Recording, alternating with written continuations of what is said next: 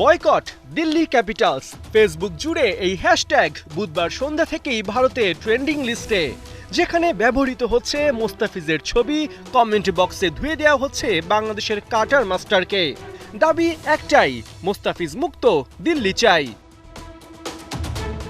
ঘটনার শুরু বুধবার বিকাল ৫টা নাগাদ। দিল্লি ক্যাপিটালসের ফেসবুক পেজ থেকে ঘোষণা আসে Aussie opener Jake Fraser McGurk মৌসুমের বাকি সময়ের জন্য অ্যাভেলেবল না থাকায় তার পরিবর্তে নেওয়া হয়েছে মোস্তাফিজকে। ফিজের মূল্য ৬ কোটি রুপি। অবশ্য এই অর্থ পুরো আইপিএল এর ম্যাচ সংখ্যা ও প্লেয়ার্স অ্যাভেলেবিলিটির উপর ভিত্তি করে দেয়া হবে।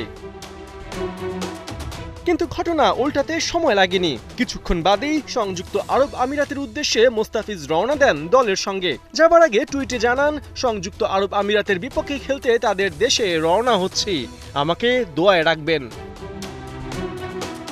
মূলত এরপরেই কানাঘুষা শুরু হয়। তবে কি মোস্তা আইপিএল খেলছেন না? দিল্লি কি মোস্তাফিজের সূচি সম্পর্কে অবগত নয়, নাকি মোস্তাফিজই দিল্লিকে ভুল তথ্য দিয়েছেন? অবস্থা যখন ঘোলাটে, তখন তা আরও ঘোলাটে হয় বিসিবির প্রধান নির্বাহী নিজামুদ্দিন চৌধুরী সুজনের সাক্ষাৎকারে। সাফ জানিয়ে দেন, চুক্তি অনুযায়ী ফিজের আরব আমিরাত যেতে হবে। তবে আইপিএলে খেলার ব্যাপারে মোস্তাফিজ কিংবা দিল্লি কেউই যোগাযোগ করেনি বিসিবির সাথে। ঘটনা সময়ের সাথে সাথে আরো বড় আর কুৎসিত রূপ নেয় নিমিষেই। সোশ্যাল মিডিয়ায় ভারতীয়রা লিখতে শুরু করেন, ভারত নিয়ে বাংলাদেশে চলমান নানা কটাক্ষ ও আক্রমণাত্মক মন্তব্যের জন্য মোস্তাফিজকে দল থেকে বাদ দিতে হবে, নয়তো দিল্লি ক্যাপিটালসকেই বয়কট করবে তারা।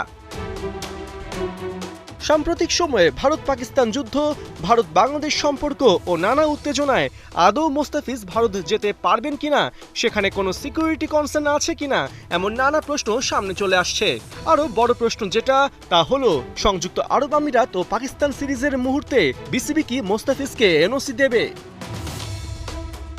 পার্থ বণিক, ৭১।